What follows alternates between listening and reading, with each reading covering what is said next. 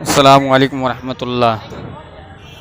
آج میں پٹنہ کے اندر موجود ہوں، پھلواری شریف عمارت شریعہ پٹنہ، جہاں پہ ایک ایسا شخصیت کا انتخاب ہونے جا رہا ہے جو کہ پورے بہار میں مانا جاتا ہے۔ امیر شریعت کا انتخاب ہونے والا ہے۔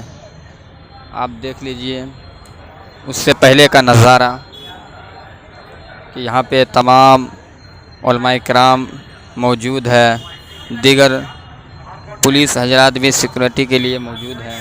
آپ دیکھیے بالکل، اور یہ مین گیٹ ہے، یہاں سے لوگ اندر جا رہے ہیں۔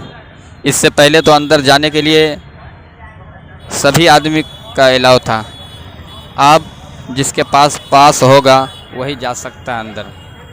تو دیکھیے کچھ ہی دیر میں امیر شریعت کا انتخاب ہونے والا ہے۔ آپ حضرات دیکھیے یہ ویڈیو۔